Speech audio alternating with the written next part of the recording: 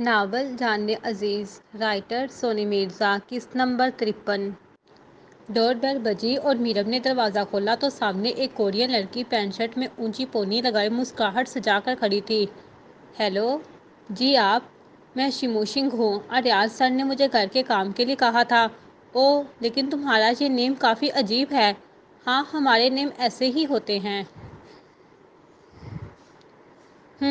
اچھا، اندر آؤ۔ اس کے کہنے پر وہ لاؤنج کی طرف چلتی بنی۔ میرم نے اسے سامنے صوفے پر بیٹھنے کا اشارہ کیا اور خود کچن میں چلی گئی۔ تھوڑی ہی دیر بعد وہ ہاتھ میں ٹرے لیے اس کے سامنے دھر گئی۔ ٹرے میں جوس کے ساتھ کچھ کھانے پینے کی چیزیں بھی تھیں اور خود اس کے ساتھ والے صوفے پر براجمان ہو گئی۔ یہ سب کس کے لیے؟ اس نے حیرت سے دیکھا۔ تمہارے لیے ہے، لیکن میں تو کام کرنے آئی ہوں اور یہ نیکسٹ ٹائم سے ہمیشہ تم ہی مجھے بنا کر پلاؤ گی، اس لیے سوچا کہ پہلی بار میں آغاز کر لوں۔ وہ مسکرائی تو شیموشنگ بھی مسکراتی ہوئی جوس کا گلاس اٹھا کر ہونٹوں سے لگا گئی۔ ہاں ٹھیک ہے، ویسے تمہاری ملاقات اریاز سے کہاں پر ہوئی؟ نہیں، میں تو ان سے نہیں ملی۔ اچھا، تو کیا انہوں نے تمہیں نہیں بھیجا؟ بھیجا تو انہوں نے ہی ہے، لیکن میری ان سے فون پر بات ہوئی۔ مطلب پھر وہ تمہیں جانتے کیسے ہیں؟ اس سے مزید تجسس ہوا۔ ان کے دفتر میں میری دوست کام کرتی ہے، اسی نے میرا ذکر اپنے باس سے کیا تھا۔ ڈارلنگ، نہیں نینا، وہ میری بہت اچھی دوست ہے اور مجھے کافی عرصے سے جانتی ہے۔ اسی نے مجھے بتایا کہ اگر میں اس کے باس کے گھر جاب کروں گی تو مجھے سیلری بھی زیادہ ملے گی اور تھوڑا سکون بھی ملے گا، کیونکہ میں پہلے جہاں جاب کرتی تھی وہ لوگ مجھ سے حد سے زیادہ کام لیتے تھے اور میں اکثر بیمار ہو جاتی تھی۔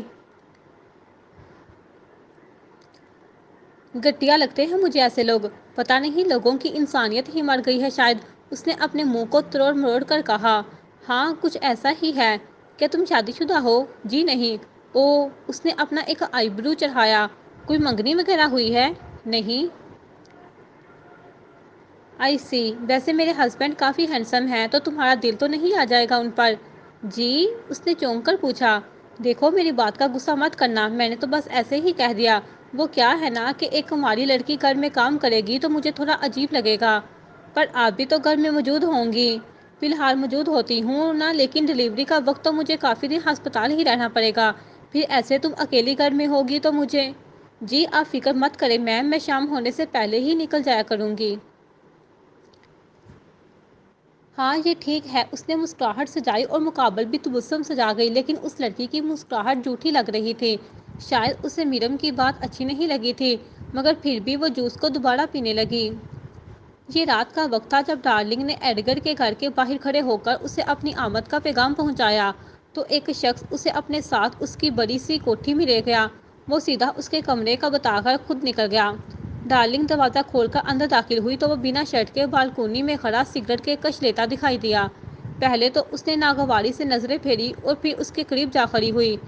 تو آخر کار تم آ ہی گئی، اس کی طرف گھوم کر وہ اس کا ہاتھ پکڑ کر بولا۔ ہاں، میں کل رات کافی مصروف تھی، اس لیے مجھے وقت…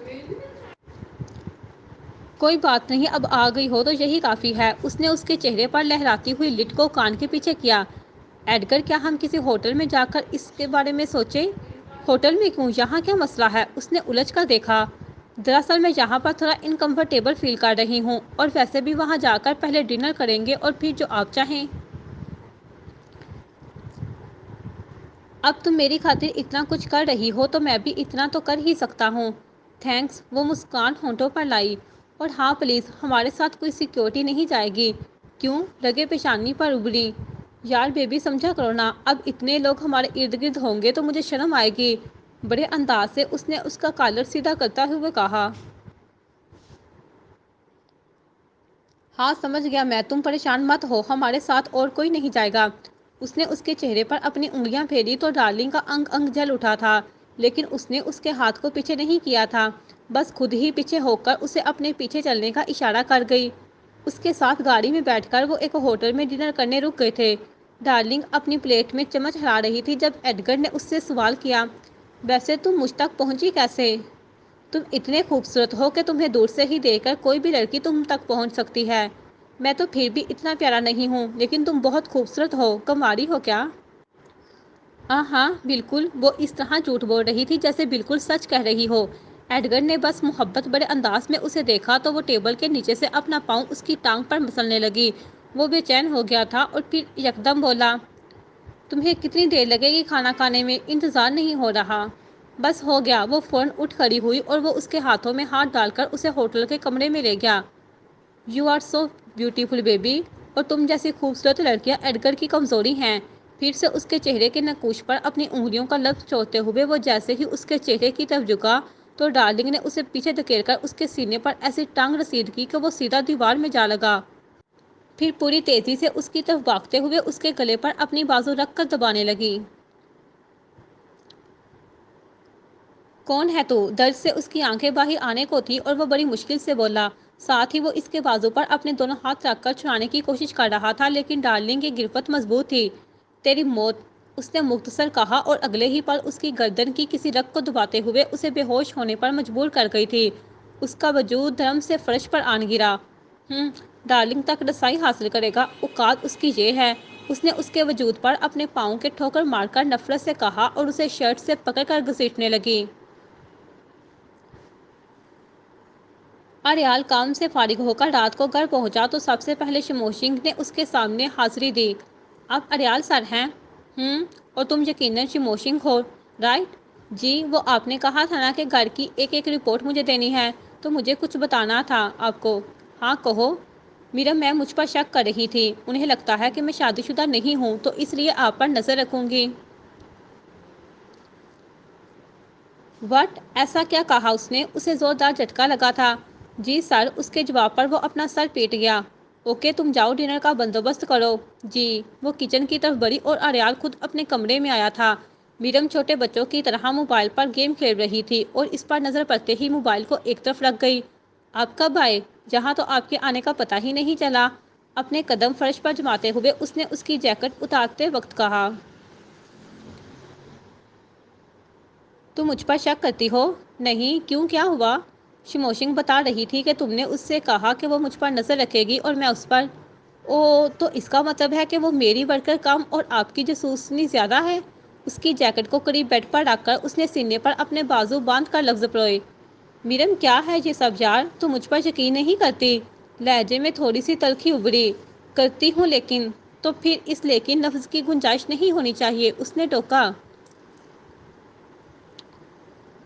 اریال، مجھے ڈر لگتا ہے۔ کس چیز سے؟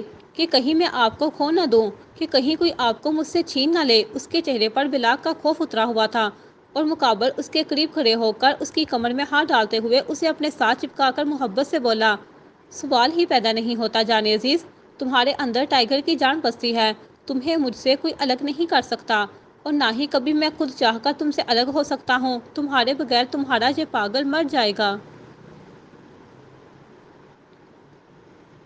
میں نے کہیں پڑھا تھا اریال کہ جب محبت ہاتھ سے بٹ جائے تو جدائی آ جاتی ہے، اور میری محبت دن بدن عشق کے مراحل میں ڈوبتی چلی جا رہی ہے۔ مجھے ڈر لگتا ہے آپ سے جدا ہونے میں۔ دنیا کی تو کوئی طاقت ہمیں الگ نہیں کر سکتی، لیکن اگر خدا چاہے تو کر سکتا ہے، اور اگر تم اتنی ہی خوفزدہ ہو تو خدا سے ہمارے ساتھ کی دعائیں مانگا کرو۔ میں تو ہمیشہ دعا کرتی ہوں، اور اب اپنی اس دعا کے ساتھ ساتھ ایک اور دعا بھی کرتی ہوں۔ وہ کیا؟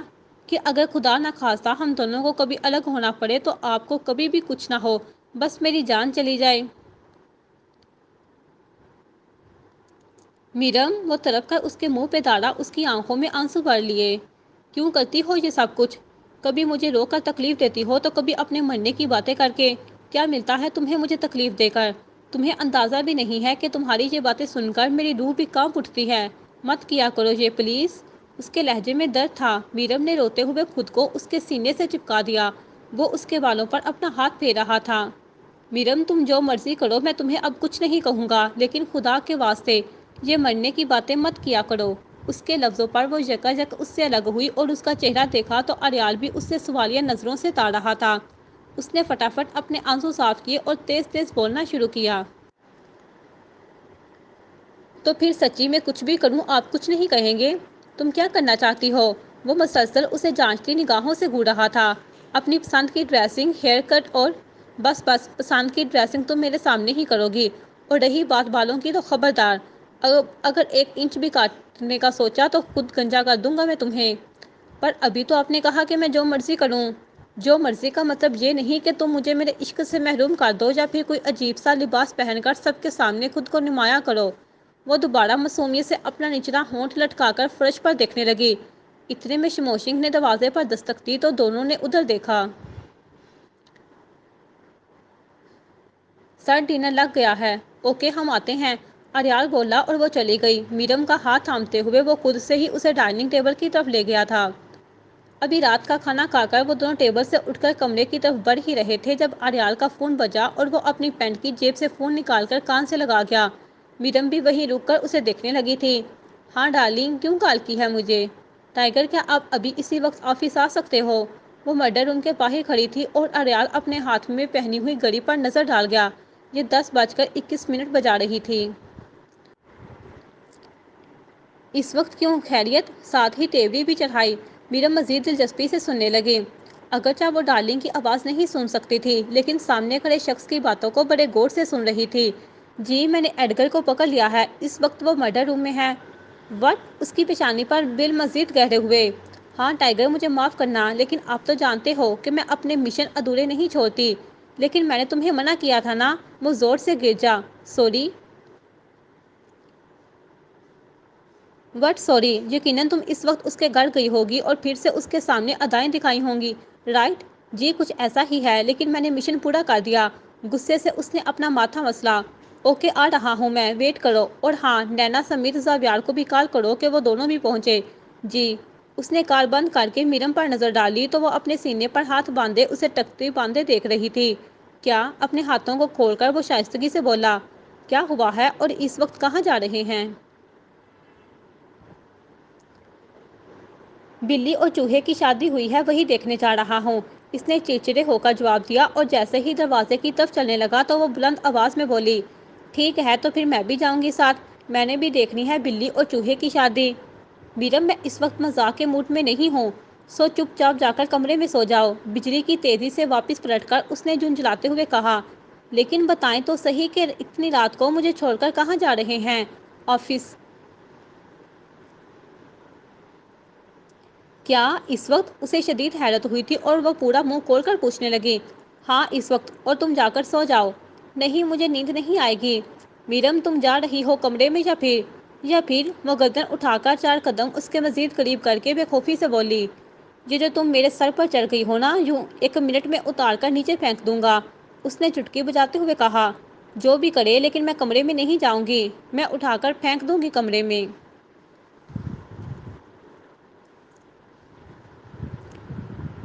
دیکھ لیں جیسا آپ کو مناسب لگے، ویسے بھی اب میرا وزن تھوڑا زیادہ ہو گیا ہے اور اب آپ مجھے پھینک نہیں سکتے، بلکہ بڑے پیار سے لٹانا پڑے گا۔ وہ بھرپور ایکشن مار کر بولی، تم موٹی بھینس بھی بن جاؤ نا، تب بھی تمہیں اٹھا لوں گا۔ فی الحال میں بھینس نہیں بنی، لیکن اس وقت جتنا میرا وزن ہے نا، آپ کو تو اٹھا کر لگ پتا جائے گا۔ تو صاف صاف کیوں نہیں کہتی کہ تم چاہتی ہو میں تمہیں گود میں اٹھاؤں؟ وہ بھی 2 قدم بڑھا کر اسے مزید پاس ہوتے اپنا چہرہ اس کے چہرے پر جھکا کر اب محبت سے بولا۔ میرم واقعی اس کا غصہ اور اس کی سنجیدگی 1 منٹ میں فنا کرنے کا ہنر رکھتی تھی۔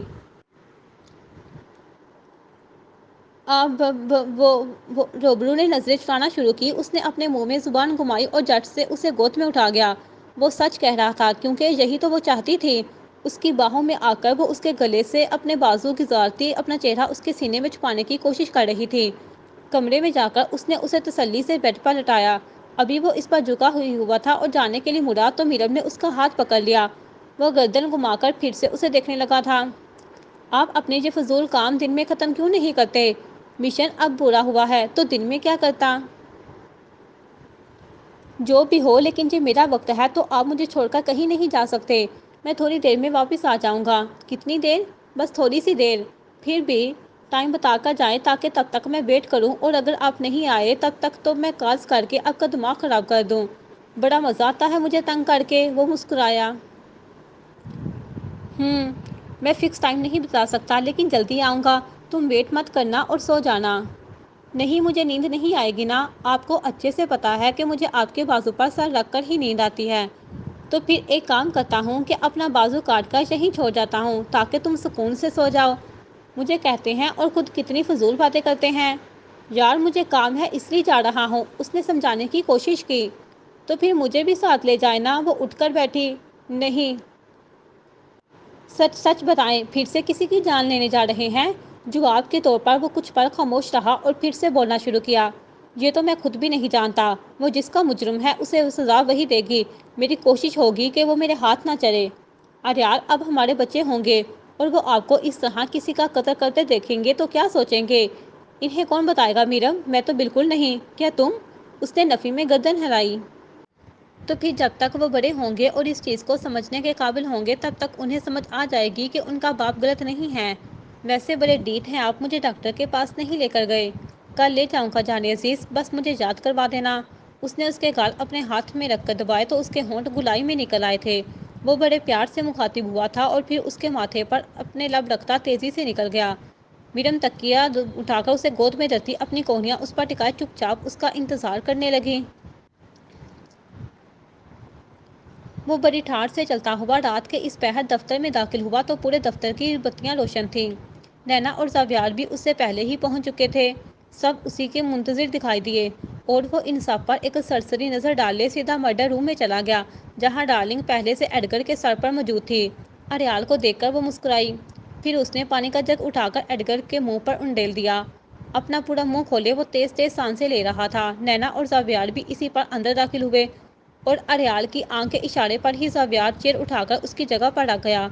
ہمیشہ کی طرح وہ بڑے انداز سے ٹانگ پر ٹانگ چڑھائے کرسی پر جا بیٹھا تھا۔ پھر ایڈگر کو گھورنا شروع کیا۔ کیتھرین کی بیٹی کا ریپ تو نے کیا؟ نن جھوٹ بولنے کی غلطی مت کرنا ایڈگر۔ تو جانتا نہیں ہے کہ تو اس وقت کس کے سامنے بیٹھا ہے؟ کہ کون؟ اس کے لفظ اٹک رہے تھے۔ پھر اس نے ڈارلنگ پر نظر ڈالی تو وہ نفرت سے اسے تک رہی تھی۔ تجھے تو میں چھوڑوں۔ ڈارلنگ ہے یہ میری ٹیم کی سب سے خاص لڑکی اور میں ٹائیگر ہوں جس کے پیچھے پورے برلن کی پولیس ہاتھ دھو کر پڑی ہے۔ اریال لفظوں کا ٹھہراؤ پیدا کر کے بول رہا تھا۔ اوہ، جرمنی کے ڈون ہو تم؟ بالکل صحیح پہچانا۔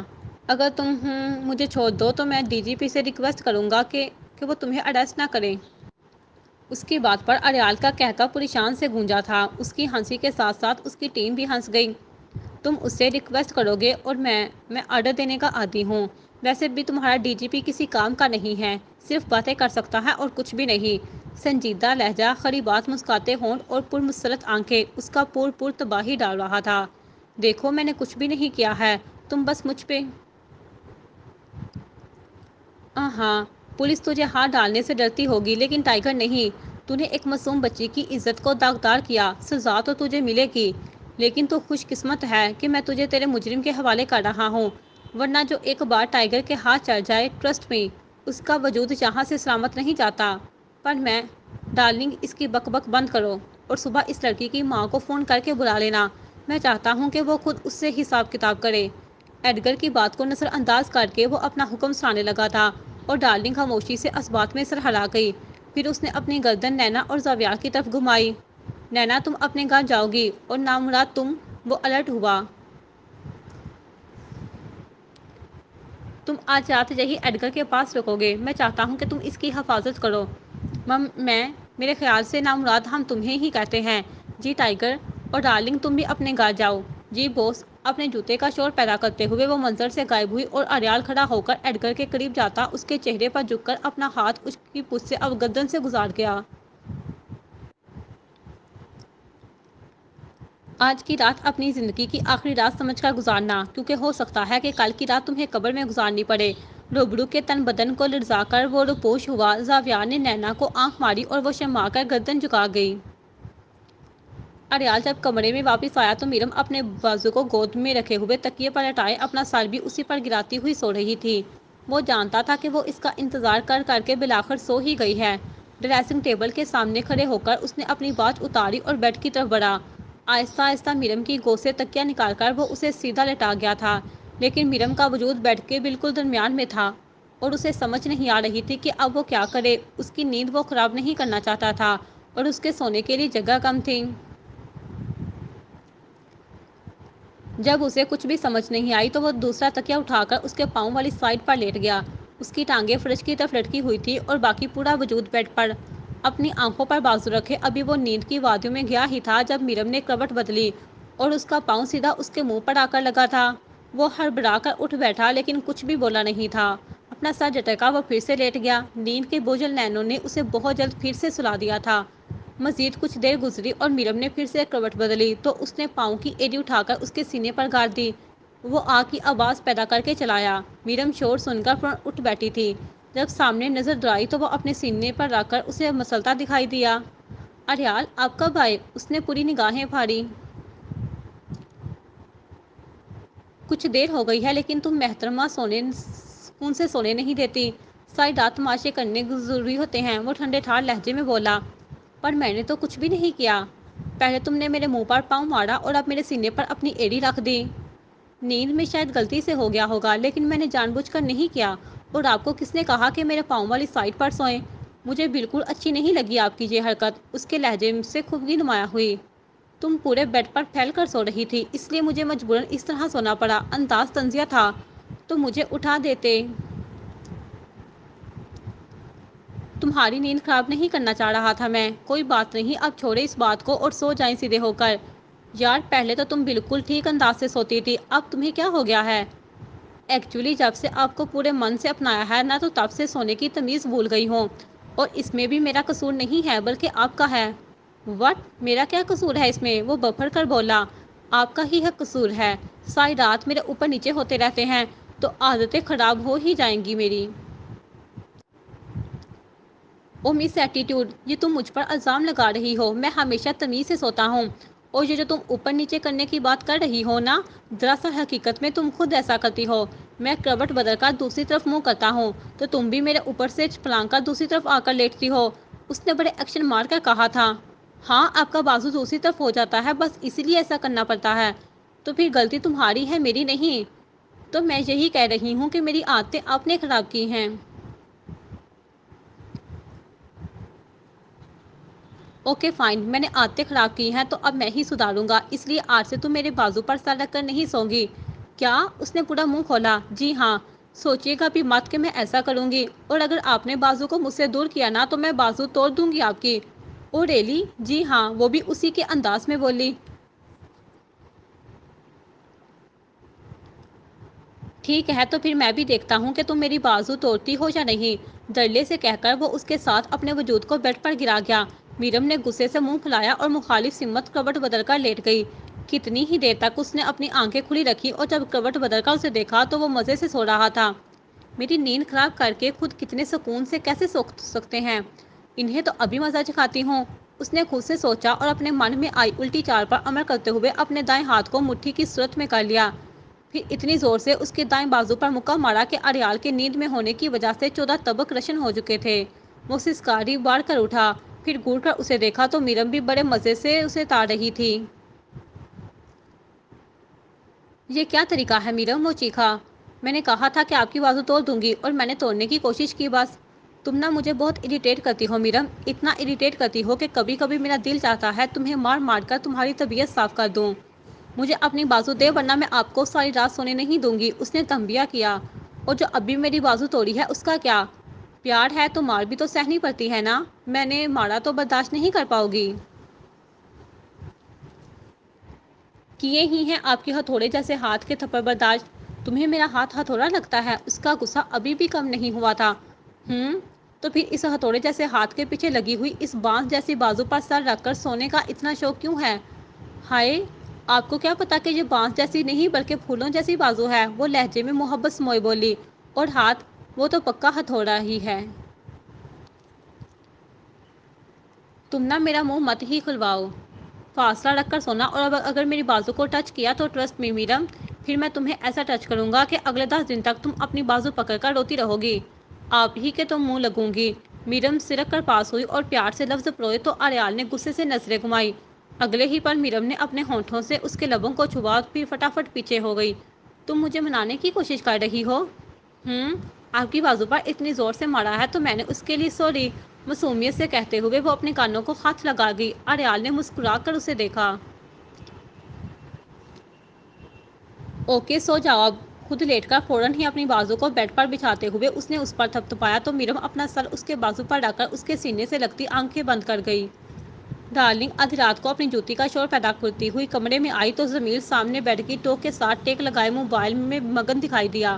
وہ اس پر ایک سرسری سی نگاہ ڈال گیا تھا اور ڈارلنگ اپنی جیکٹ اتار کر اسے صوفے پر دھرتی ہوئی چینجنگ روم میں چلی گئی۔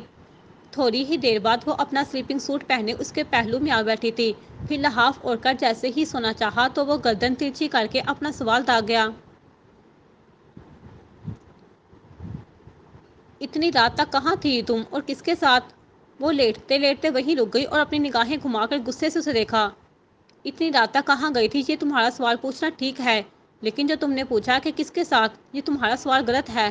مجھے صحیح اور غلط مت سکھاؤ، جو میں نے تم سے پوچھا ہے مجھے اس کا جواب چاہیے بس۔ ٹائیگر کے پاس گئی تھی، وہ ذرا وقفہ دے کر بولی، اور جمیل اپنے ہونٹ پینچ کر موبائل کو ایک طرف رکھتا ہوا سامنے دیکھنے لگا۔ کیا کرنے گئی تھی؟ رات کے اس وقت بائی سے ملنا کیوں ضروری تھا؟ اس کی نظریں شک سے بھرپور دکھائی دیں۔ تمہیں اگر مجھ پر یقین نہیں ہے تو کم سے کم اپنے بھائی پر ہی یقین کر لیا کرو، لیکن افسوس ہے کہ نہ تو تم بیوی کے ہوئے اور نہ ہی بھائی کے۔ بھائی کا تو تم نام ہی مت لو۔ اس وقت میں تم سے پوچھ رہا ہوں۔ ٹائیگر سے مل کر یہ بات کرنے گئی تھی کہ ہمیں اپنا مشن پورا کرنا چاہیے، لیکن تمہیں پتا ہے کہ اس نے کیا کہا؟ کیا؟ اس نے مجھے اپنی ٹیم سے نکال دیا اور کہا کہ اپنا گھر بساؤں جا کر، کیونکہ وہ نہیں چاہتا کہ اس کی وجہ سے ہمارا گھر خراب ہو، جو کہ سراسر غلط ہے۔ ٹائیگر نے کبھی ہمارا گھر خراب نہیں کرنا چاہا، یہ تو بس تمہارے اپنے دماغ کا فتور ہے۔ واہ، یہ سب کہہ کر بھائی خود سچے بن گئے اور مجھے تمہاری نظروں میں جھوٹا کر دیا۔ کیا ہو گیا ہے تمہیں جمیل؟ اپنے ہی بھائی سے اس قدر بدگمان کیوں ہو گئے ہو؟ کیا بھول گئے ہو کہ اس نے بچپن سے تم دونوں کو پالا ہے؟ اچھا بس بس، اب چھوڑ دی ہے نا تم نے ٹیم، تو سکون سے گھر بیٹھو۔ وہ بیزاریت سے بولا۔ نہیں، میں نے ٹیم نہیں چھوڑی۔ کیا؟ ابھی تو تم نے کہا کہ… ہاں، میں نے کہا کہ ٹائیگر نے مجھے ٹیم چھوڑنے کا کہا، لیکن یہ نہیں کہا کہ میں نے چھوڑ دی۔ تو اس کا مطلب تم ٹیم نہیں چھوڑو گی بلکہ مجھے چھوڑ دو گی؟ میں نے یہ بھی نہیں کہا، لیکن میں نے تمہیں چوائس دی تھی، اور میں نے تمہیں پہلے ہی اپنا فیصلہ بتا دیا تھا کہ میں ٹیم نہیں چھوڑ سکتی، وہ میرا جنون ہے۔ اس نے جنون لفظ پر زور دیا۔ یعنی مجھے چھوڑ سکتی ہو؟ وہ بھی تم کہہ رہے ہو، میں نے تو نہیں کہا۔ تو پھر اب میں تم سے دوبارہ پوچھ رہا ہوں، میں یا پھر ٹیم؟ اگر تم مجھ سے 100 بار یہ سوال پوچھو گے تو 100 بار ہی تمہیں ایک ہی جواب ملے گا، اور وہ کیا ہوگا؟ اگرچہ وہ جانتا تھا لیکن پھر بھی جان بوجھ کر پوچھا، شاید کوئی مان باقی رکھنا چاہتا تھا کہ میں تم سے بے تحاشا محبت کرتی ہوں اور تمہیں نہیں چھوڑ سکتی، لیکن ٹیم میرا جنون ہے، اور جنون پاگل پن کو کہتے ہیں، پاگل پن محبت پر حاوی ہو جاتا ہے۔ تو اس کا مطلب ہے کہ ہمارا رشتہ اتنا کمزور تھا جو صرف ایک ٹیم کی وجہ سے ٹوٹ جائے گا۔ مجھے چھوڑنے یا نہ چھوڑنے کا فیصلہ تمہارا اپنا ہے۔ میں نے تمہیں پہلے بھی نہیں چھوڑا تھا اور اب بھی نہیں چھوڑوں گی، لیکن یاد رکھنا جمیل، اگر ڈارلنگ کسی کو ایک بار چھوڑ دے تو پھر اسے ہمیشہ ہمیشہ کے لیے چھوڑ دیتی ہے۔ تو پھر اب کیا چاہتی ہو تم؟ ایک طلاق تو تم میرے منہ پر مار ہی چکے ہو۔ اگر صرف غلط فہمی کی بنا پر اور ٹیم کو انا کا مسئلہ بناتے ہوئے تم مجھے باقی کی 2 طلاق بھی دینا چاہتے ہو تو دے سکتے ہو۔ آئی سویئر کہ میں تمہارا ہر فیصلہ قبول کروں گی۔ اگر ایسا تھا تو پھر پچھلی بار تھپڑ کیوں مارا؟ کیونکہ پہلے تم جذباتی ہو گئے تھے اور مجھے طلاق دے دی، پھر تمہارے منہ سے طلاق کا لفظ سن کر میں جذباتی ہو گئی اور تھپڑ مار دیا۔ یہ جو تم ٹائیگر ٹائیگر کرتی رہتی ہو نا، میری جگہ وہ ہوتا تو تمہارے تھپڑ کبھی برداشت نہیں کرتا۔ وہ تمہاری طرح جذباتی نہیں ہے جمیل، سوچ سمجھ کر فیصلے کرتا ہے، ورنہ جو میرم کی حرکتیں تھی نا، تو وہ کب کا میرم کو چھوڑ چکا ہوتا۔ مجھے تمہارے فیصلے سے دکھ ہوا ہے ڈارلنگ، مجھے بھی ہوا تھا، اور میں اتنا جان گئی ہوں کہ تم ذرا سا غصہ ہونے پر مجھے چھوڑ دو گے، لیکن میرا یقین کرو جمیل، اگر تم نے مجھے چھوڑ دیا تو میں دوبارہ کبھی بھی تمہیں اپنی شکل نہیں دکھاؤں گی، سامنا کرنے کی ہمت نہیں ہوگی۔ نہیں، ایک بزدل مرد کو اپنی نگاہوں کے سامنے دیکھوں گی تو شاید قتل کر دوں گی، اس لیے میری خواہش ہوگی کہ تمہیں کبھی نہ دیکھوں۔ تمہیں میں کس اینگل سے بزدل لگتا ہوں وہ پورا اس کی طرف گھما۔ ہر اینگل سے۔ سچ کہوں تو تمہارے اندر ٹائیگر کا رائٹ ہینڈ بننے کی بات ہی نہیں ہے، شاید اپنا بھائی سمجھ کر اس نے تمہیں اپنا رائٹ ہینڈ کہہ دیا تھا، ورنہ تمہارے اندر ایسی کوئی بھی خوبی نہیں ہے، تم ڈر کر چھوڑ کر بھاگ جانے والوں میں سے ہو۔ مجھے افسوس ہے کہ تم کبھی بھی ویسے نہیں بن سکے جیسا میں تمہیں دیکھنا چاہتی تھی۔ ایک بات بتاؤ۔ پوچھو۔ اگر میں تمہیں چھوڑ دوں تو کیا تم دوسری شادی کر لو گی؟ ہاں، میں 2 شادیاں کروں یا پھر 4 شادیاں کروں، پھر وہ تمہارا مسئلہ نہیں ہوگا، کیونکہ جب کسی کو چھوڑ دو تو پھر چھوڑ دو، بار بار اس کی طرف جا کر تانگ جھانک نہیں کرنی چاہیے۔ اور میرے چھوڑ جانے کے بعد فرض کرو کہ اگر بھائی تمہیں اپنانا چاہیں تو کیا تم… جمیل فار گاڈ سیک چھوڑ دو اب اس بات کو، وہ یکدم سل گئی۔ پر تم تو ابھی بھی بائی سے پیار کرتی ہو۔ کرتی تھی، اور تھی کا مطلب تھی ہوتا ہے۔ میں پہلے بھی بتا چکی ہوں کہ جسے میں چھوڑ دوں تو پھر چھوڑ دیتی ہوں، مر جاتی ہوں لیکن پلٹ کر نہیں جاتی۔ میں مانتا ہوں کہ میری غلطی ہے، مجھے تمہیں یوں طلاق نہیں دینی چاہیے تھی، لیکن تم نے بھی تو غلط کیا تھا۔ تم نے بھی تو اتنی عجیب سی ڈریسنگ کر کے ایڈگر کے سامنے جا کر اپنا رنگ روپ دکھایا تھا۔ جمیل، تم باقی سب کو بے وقوف بنا سکتے ہو لیکن ڈارلنگ کو نہیں۔ کیا تم بھول گئے ہو کہ وہ ڈریسنگ میں کب سے تمہارے سامنے کر کے کھڑی تھی؟ لیکن تب تو تم کچھ نہیں بولے۔ نیو ایئر سیلیبریشن شروع ہو گئی اور تم نے میرے ساتھ آسمان کی طرف دیکھا بھی تھا۔ تمہارے ساتھ اسی ڈریسنگ میں کھڑے رہ کر ہم نے گھٹنا ایڈگر کا ویٹ کیا، تو اس پورے گھنٹے میں تمہیں میری ڈریسنگ نظر نہیں آئی، جو بعد میں تم نے میری ڈریسنگ کا ایشو بنا دیا؟ تب نہیں بول سکتے تھے؟ ہاں، وہ بولنا چاہتا تھا پر ہونا تم بولنا ہی نہیں چاہتے تھے، کیونکہ تمہیں میری ڈریسنگ سے کوئی اعتراض نہیں تھا۔ لیکن پھر ایڈگر کے سامنے جا کر فلرٹ کرتے وقت اچانک تمہیں میری ڈریسنگ بھی یاد آ گئی اور فوراً تمہاری غیرت بھی جاگ گئی۔ تو میں اپنی بیوی کو کسی اور کے ساتھ کیسے برداشت کر سکتا ہوں؟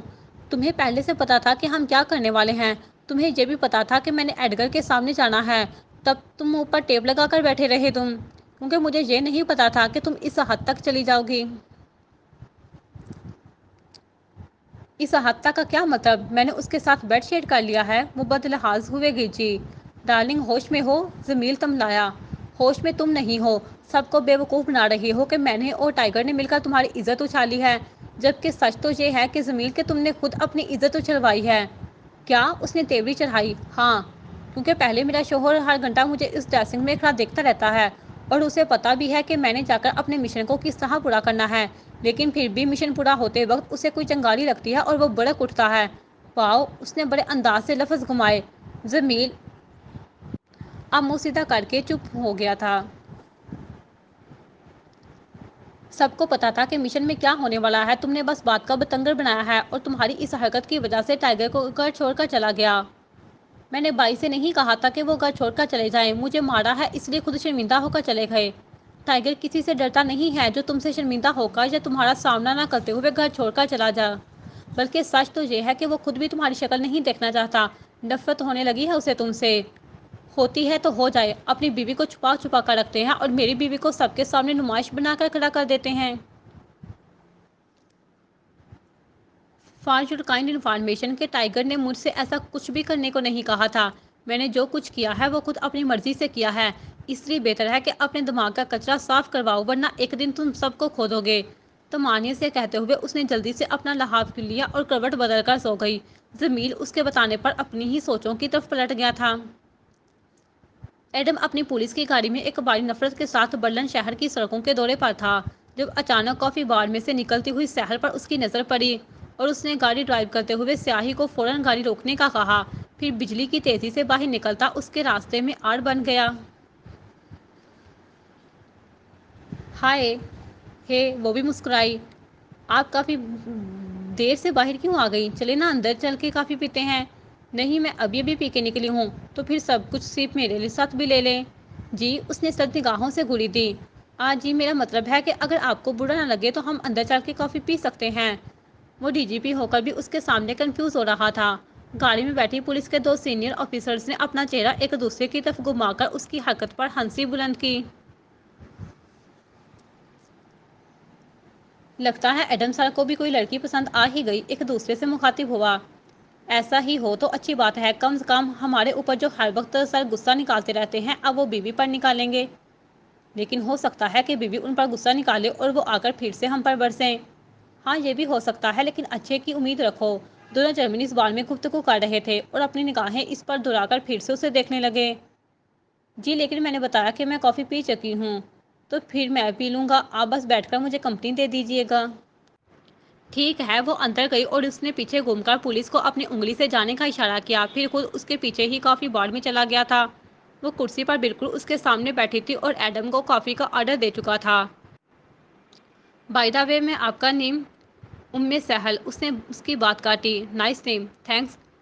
وہ میں آپ سے کچھ، ایڈم نے نظر چرانا شروع کی۔ جی، کیا کرنا ہے؟ وہ اس کی ادھوری بات کو ہی سمجھ کر خود بول اٹھی۔ اس نے حیرت سے دیکھا۔ وہ میں آپ برا تو نہیں مانیں گی میری بات؟ اگر برا لگنے والی بات ہوئی تو ضرور مانوں گی، نہیں پھر رہنے دیں۔ آپ بتا دو، مجھے ویسے بھی کسی کے نخرے اٹھانے کی عادت نہیں ہے۔ اس کے جو انفارمل ہونے پر وہ مسکان سے جا گیا۔ وہ میں ایکچولی آپ سے شادی کسی کو پسند کرنا گناہ نہیں ہے، نکاح کا پیغام بیچنا بھی گناہ نہیں ہے، لیکن معاف کیجیے گا، ہمارے مذہب میں ایک مسلمان کا نکاح کسی عیسائی یا غیر مسلم سے نہیں ہوتا۔ وہ پھر سے اسے ٹوک گئی تھی اور وہ ایسا جواب دیا کہ ایڈم بالکل چپ ہو گیا۔ اسی دوران ویٹر نے ان کے سامنے کافی کے 2 کپ لا کر رکھے اور سہل اپنے کپ کو بس گھولتی رہی۔ ایک لمبے وقفے تک خاموشی چھائی رہی۔ ایڈم پھر سے کچھ سوچ کر بولا، دیکھیے میں کھڑا انسان ہوں اور کسی کے جذباتوں کے ساتھ کھیلنا گناہ سمجھتا ہوں۔ آپ کو جب پہلی بار دیکھا تو تب سے ہی آپ سے پیار ہو گیا۔ پھر آپ نے بتایا کہ میں شادی شدہ ہوں اور میرے ہسبینڈ کی ڈیتھ ہو گئی ہے، تو مجھے سن کر جھٹکا لگا تھا۔ میں نے سوچا تھا کہ اس محبت کو دفنا دوں گا اور بات یہیں ختم ہو جائے گی، کیونکہ میں کبھی بھی بٹی ہوئی چیزیں نہیں لیتا۔ لیکن اس نے آنکھیں جھکائیں۔ لیکن ساحل کی دلچسپی دیکھ کر وہ پھر سے نینو کو اٹھا گیا۔ لیکن مجھ سے یہ نہیں ہو سکا۔ میں نے ہر ممکن کوشش کی آپ کو بلانے کی، لیکن نہیں بھول سکا۔ جب بھی کام کرنے بیٹھتا ہوں یا رات کا وقت ہوتا ہے تو آپ کا چہرہ بار بار میری آنکھوں کے سامنے آ جاتا ہے۔ میں خود کو روک نہیں پا رہا ہوں۔ میرے جذبات میرے قابو سے باہر ہو گئے ہیں اور ایک ڈی جی پی ہو کر میں آپ کے سامنے اپنی شکستہ حالت لیے بیٹھا ہوں۔ لیکن میں نے بتا دیا ہے کہ ہمارے مذہب میں یہ جائز نہیں ہے۔ میں اپنا مذہب تبدیل کر لوں گا۔ وہ بے اختیار بولا، کیا میری خاطر اپنا مذہب چھوڑ دیں گے؟ اس کے سر پر آسمان گرا تھا۔ ہاں، کیونکہ مجھے لگتا ہے اگر آپ مجھے نہیں ملیں گی تو شاید میں ساری زندگی آپ کے انتظار میں گزار دوں گا۔ اچھا مذاق ہے، لیکن کسی بھی کی خاطر اپنا مذہب نہیں چھوڑنا چاہیے۔ میں مذاق نہیں کر رہا۔ میری آنکھوں میں آپ کو سچائی نظر نہیں آتی، پر میرا دل آپ کو یاد کر کے درکتا ہے۔ آپ کیسے کہہ سکتی ہیں کہ میں مذاق کر رہا ہوں؟ اس کے جذبات بھڑک اٹھے۔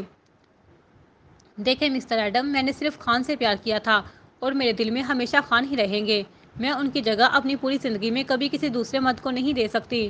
آپ کے جذبات کی قدر کرتی ہوں، لیکن اپنے جذباتوں کو روند نہیں سکتی۔ ویسے بھی بہت جلد اس دنیا میں میرا اور خان کا بچہ آنے والا ہے۔ میں اپنی ساری زندگی اپنی اولاد کے ساتھ گزار دوں گی۔ لیکن اب مجھ میں ذرا بھی ہمت نہیں ہے کہ میں پھر سے کسی مرد کو اپنا سکوں۔ اس نے ٹھہر کر بڑے مطمئن لہجے میں کہا تھا، لیکن روبرو بیٹھے شخص کے چہرے سے لگ رہا تھا جیسے وہ ابھی رو پڑے گا۔ ایسا مت کہیں، میں آپ کو زندگی کی ہر خوشی دوں گا، آپ کے ہر خواب کو پورا کروں گا۔ آپ جو کہیں گی، جیسا کہیں گی ویسا ہی کروں گا، لیکن میری محبت کو ٹھکرا کر میرا دل مت توڑے پلیز۔ کیا میرے اور خان کے بچے کو قبول کر پائیں گے؟ اس کے پوچھنے پر ایک بار پھر سے چپ لگ گئی تھی۔ بتائیں، ہاں ہاں یہ بھی کر لوں گا۔ اب اس کا جواب سن کر سہل خاموش ہو گئی۔ کوئی اتنی محبت کیسے کر سکتا تھا؟ اور وہ بھی اتنے کم عرصے میں، محض 1-2 ملاقاتوں پر۔ وہ سچ میں ساخت ہو چکی تھی۔ اب تو ہاں کہہ دے پلیز۔ نہیں، میں پھر بھی آپ کو نہیں اپنا سکتی، ایم سوری۔ اپنی سنائے، اس نے تیزی سے اپنا پرس اٹھایا اور نکل گئی۔ ایڈم منجمد بیٹھا رہا۔ ٹائیگر، نینا بھاگتی ہوئی اس کے کیبن میں آئی۔ اریال اپنے کسی دشمن کی تصویر نے دیکھ رہا تھا جب اس کے یوں پکارنے پر سوالے نظروں سے اسے تاڑنے لگا۔ ٹائیگر، وہ کیا وہ بولو، وہ چیخا۔ ٹائیگر، وہ پولیس کو ہمارے ٹھکانے کا پتہ چل گیا ہے۔ لیکن کیسے؟ اس نے تسلی بخش انداز میں پوچھا۔ وہ جس نوجوان کو تم نے ڈارلنگ کے ہاتھوں پٹوایا تھا نا، وہ پولیس کے سامنے جا کر اپنا منہ کھول گیا۔ اوکے فائن، تم جاؤ، اسے یوں پرسکون ہو کر کہتا دیکھ کر نینا تعجب سے وہیں کھڑی رہی۔ اریال نے اسے گھورا۔ ٹائیگر، ہم یہاں سے جائیں گے نہیں، تمہیں بھی گھر جانا چاہیے، ورنہ پولیس اریسٹ کر لے گی۔ ہم کیوں جائیں گے کہیں؟ ہم نے کوئی جرم کیا ہے؟ اور ویسے بھی بھاگنا بزدلوں کا کام ہے، لیکن ٹائیگر بزدل نہیں ہے۔ وہ سب تو ٹھیک ہے ٹائیگر، لیکن ڈی جی پی تو تمہارے پیچھے ہاتھ دھو کر پڑا ہے۔ اگر تمہیں اتنا ہی ڈر لگا رہا ہے تو تم گھر جا سکتی ہو۔ لیکن ڈی جی پی، کیا ڈی جی پی لگا رکھی ہے؟ آدم خور ہے وہ سرفیر انداز میں بولا اور نینا خاموش ہو گئی۔ دوبارہ میرے سامنے آ کر کسی سے ڈرنے کی ضرورت نہیں ہے، ورنہ اگر میں نے پھر سے کبھی تمہاری آنکھوں میں خوف دیکھا تو تمہیں اپنی ٹیم سے نکال کر باہر پھینک دوں گا، سمجھ گئی؟ جی ٹائیگر، نینا ادب سے کھڑی تھی۔ لیو، حکم ملا اور نینا کیبن سے باہر نکلنے ہی والی تھی جب اس نے پوچھ سے آواز لگائی، رکو۔ یس ٹائیگر، وہ رخ پلٹ آ گئی۔ کل رات تمہارے اور نامراد کے بیچ کیا ہوا ہے؟ جی، وہ مشکل پھنسے لفظ لیے وہ بولی تو اریال کھڑا ہو کر اس کے مقابل ہوا۔ تم اور نامراد یہاں دفتر میں اکیلے تھے، میں نے تمہیں گھر جانے کا کہا تھا لیکن تم یہیں رکی، اور زاویار کی غفلت کی وجہ سے ایڈگر غائب ہے۔ کہ کیا؟ نہیں، وہ تو مرڈر روم میں۔ وہ اپنی آنکھوں میں غضب لیے اسے گھور رہا تھا اور نینا کپ کپانے لگی۔ وہ مرڈر روم میں نہیں ہے، لیکن میں نے تو نامراد سے تو میں کوئی اچھی امید نہیں رکھ سکتا، لیکن مجھے تم سے یہ امید نہیں تھی۔ جانتی ہو نا کہ ڈارلنگ نے کتنی مشکل سے اسے پکڑا تھا۔ اس کے قریب قریب ہوتا وہ اشتعال سے پھنکارا اور نینا گلاس ڈور کے ساتھ چپک گئی۔ نہیں ٹائیگر، وہ ایک بات میری کان کھول کر سن لو اور اسے اپنے ذہن میں بٹھا لو نینا، اگر مجھے آج شام تک ایڈگر واپس نہیں ملا تو ٹرسٹ میں تمہارا اور نامراد کا حشر نشر کر دوں گا میں۔ اس کی بات روبرو کھڑی لڑکی کے رونگٹے کھڑے کر گئی تھی۔ اور تمہارے اور نامراد کے بیچ کا رات دفتر میں کیا ہوا ہے یہ بھی میں بہت اچھے سے جانتا ہوں۔ نہیں ٹائیگر، میں نے ایسا کچھ نہیں کیا۔ وہ ہاں جانتا ہوں کہ نامراد تمہارے وجود تک رسائی چاہتا تھا اور تم نے اسے پیچھے دھکیل دیا تھا، لیکن کل رات تم نے اسے پیچھے نہیں دھکیلا، بلکہ کل رات تم نے اسے اس کے ناپاک ارادوں میں کامیاب ہونے دیا۔ تمہیں کیسے پتا؟ اس کے اٹکتے پوچھنے پر اریال نے ایک مکرو قہقہ لگایا۔ شاید تم بھول رہی ہو نینا کہ میرے آفس میں ہر جگہ پر کیمراز موجود ہیں۔ کہ کیا پر؟ ڈونٹ وری، میں نے تم دونوں کا کوئی رومانس نہیں دیکھا، لیکن کیمرے میں سب کچھ ریکارڈ ہو چکا ہے۔ وہ پھر سے ایک بار اندر تک لرز گئی تھی۔ اور مجھے کسی کی پرائیویسی میں دخل اندازی کرنے کا شوق بھی نہیں ہے۔ کل تم دونوں کے چہرے ہی بتا رہے تھے کہ تم دونوں کیا کرنے والے ہو۔ And you know very better Naina, tiger لوگوں کی شکلیں دیکھ کر پہچان لیتا ہے کہ ان کے دماغ میں کیا چل رہا ہے۔ پر اب میری بات کان کھول کر سنو۔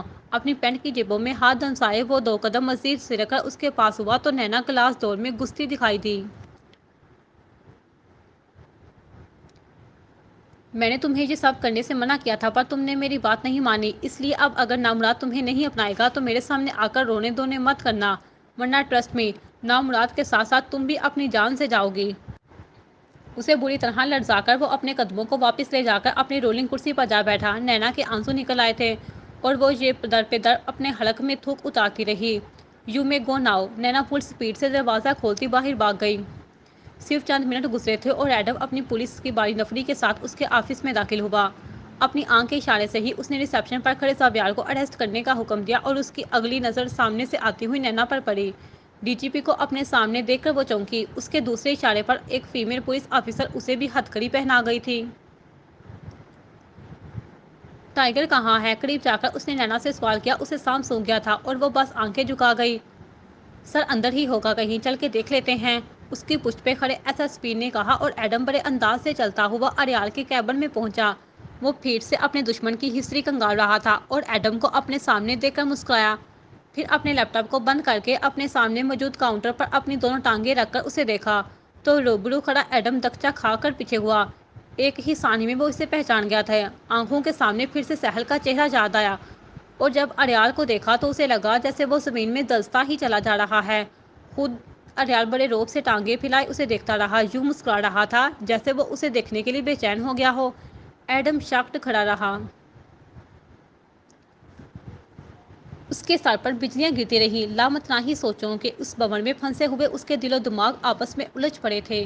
ایک طرف محبت ہی تو دوسری طرف وہ انسان جسے وہ ہمیشہ سے پکڑنا چاہتا تھا۔ کوئی تلاش ختم ہو گئی تھی اور کوئی جنون ابھی بھی باقی تھا۔ کچھ وہ جیت گیا تھا لیکن کوئی شکست ابھی سامنے کھڑی تھی۔ دل رو پڑا اور دماغ سن پڑ گیا۔ ایڈم بت بن گیا تھا، بالکل خاموش، بالکل بے حرکت، جاری ہے۔